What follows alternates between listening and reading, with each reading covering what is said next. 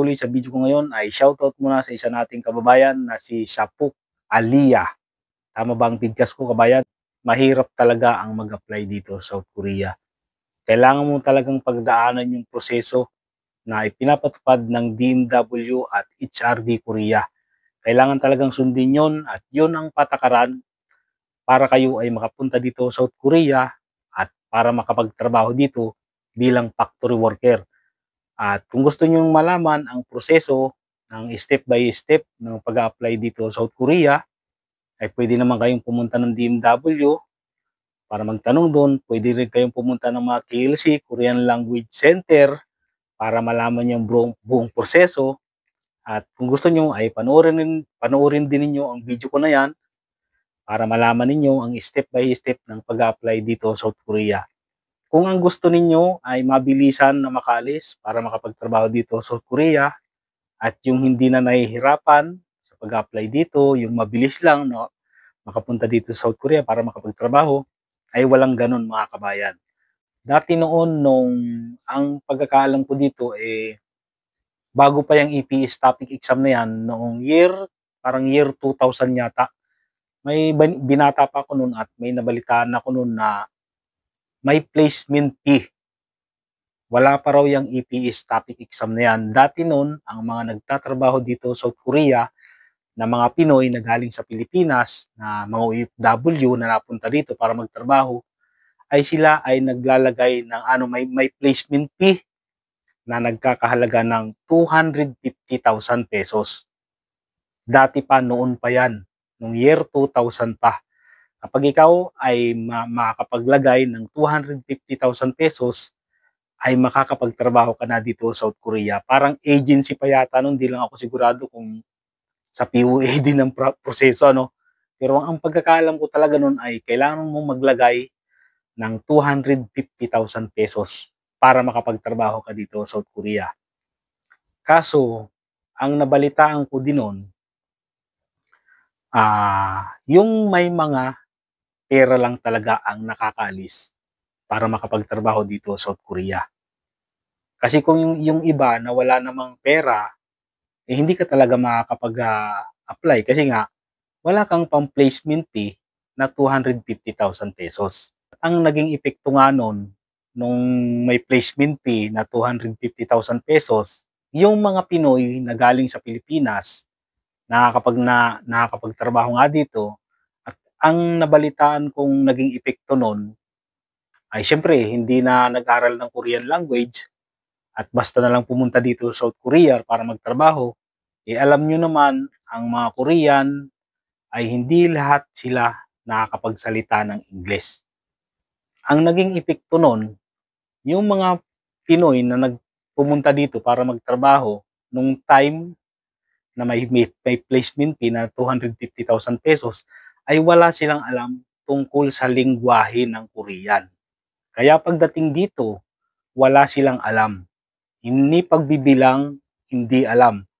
Kaya nahihirapan sa komunikasyon ang Korean sa Pilipino.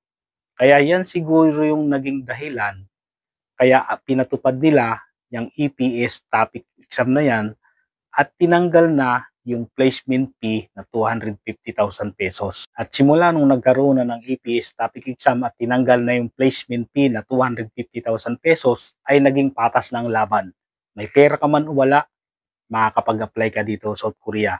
Basta ipasa mo lang ang EPS topic exam, Ishihara test, skill test, medical, at magkaroon ng approval, ay waiting ka na ng employer. Yan ay may chance ka na makapunta dito sa South Korea para magtrabaho. Doon sa mga nagbabalak pa lang na mag-apply dito sa South Korea, ay ito na yung masasabi ko sa inyo. Kailangan ay buo ang loob ninyo. Dahil ang pag-a-apply dito sa South Korea ay walang kasiguraduhan at parang sugal. Pero may isa pang paraan para kayo ay makapagtrabaho dito sa South Korea. At hindi nyo na kailangan mag-aral ng Korean language. Ito yung tinatawag na seasonal worker. Marami ding mga Pinoy dito na nagtatrabaho na seasonal worker at pwede kayong mag-apply sa munisipyo sa lugar ninyo, pero ang mahirap lang dito ay hindi naman lahat ng munisipyo sa Pilipinas ay may applyan ng seasonal worker. Piling-pili lang talaga. Ang alam ko ay meron din sa amin sa Cavite, sa Maynila, sa Pampanga, at ang hindi lang natin alam ay kung meron din sa mga tagong lugar talaga dun sa malalayong probinsya. At piling-pili lang talaga yung munisipyo sa Pilipinas na pwede kang mag-apply ng seasonal worker. At ito pa yung isa, kung kayo naman ay professional, professional, ibig sabihin yung mga engineer, English teacher, ay yan ay hindi na kailangan mag-aral ng Korean language dahil professional yan. Kumbaga yan ay direct hired. Kahit nga sa pag-a-apply ng tourist visa lang ay napakahirap na. Napakabigat ng mga requirements din nila tungkol sa pag-a-apply ng tourist visa dito. Alam niyo kung bakit? Kaya nila pinahigpit ang mga requirements sa pag-a-apply ng tourist visa dito sa South Korea, lalo na pag manggagaling sa Pilipinas na mga Pinoy, ay mahigpit talaga sila dyan. Dahil ang dahilan dyan, yung ibang mga nagtuturist visa dito ay tumatakas na. Hindi na bumabalik sa Pilipinas at nag-TNT na. Alam niyo ba ang ibig sabihin ng TNT? Ay yung tago ng tago. Yan yung mga walang visa. Walang mga illegal worker dito sa South Korea. Yung tinatawag nilang K-pop o artista. Yun yung ibig sabihin ng TNT. Yung TNT, tago ng tago.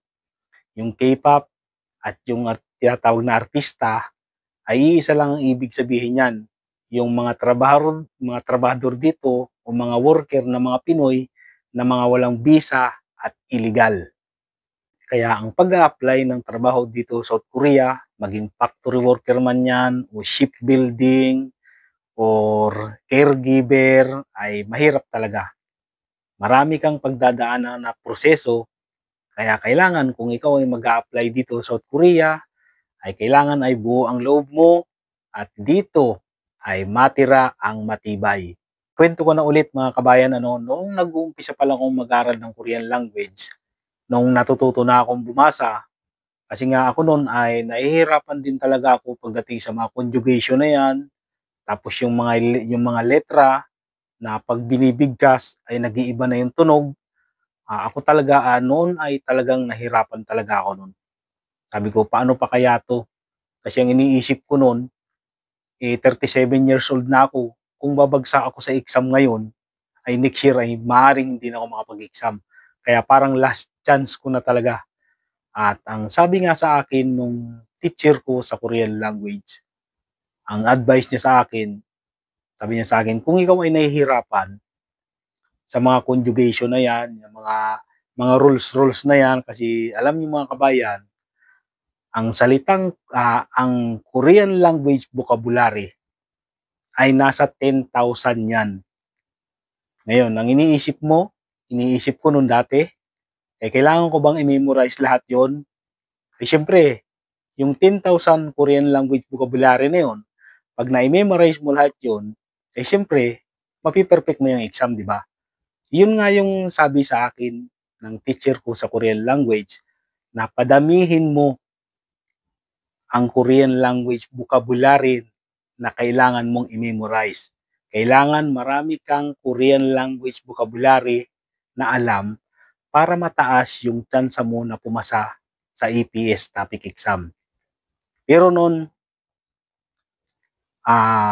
siguro hindi naman, parang hindi aabot ng 1,000 Korean language vocabulary yung na-memorize ko. Siguro nataon lang talaga na lumabas doon sa exam na binigay sa akin, yung napapunta sa aking mga tanong sa EPS topic exam, nataon lang talaga na yun yung napunta sa akin na na-memorize ko na vocabulary. Kaya minsan ay parang paswertihan din yung pagpasa sa EPS topic exam. Kasi ang nangyari sa akin noon, sakto na yung mga na-memorize ko na Korean language vocabulary ay yun yung lumabas na mga tanong doon sa exam ko. Kaya kung flight mo na next month, saludo ako sa iyo kabayan. dahil sa dami ng pinagdaanan mo, sa dami ng sakripisyo, pumapasok sa trabaho, nag-aaral, at hindi na halos natutulog. Sa wakas, flight mo na next month at matutupad mo na ang mga pangarap mo.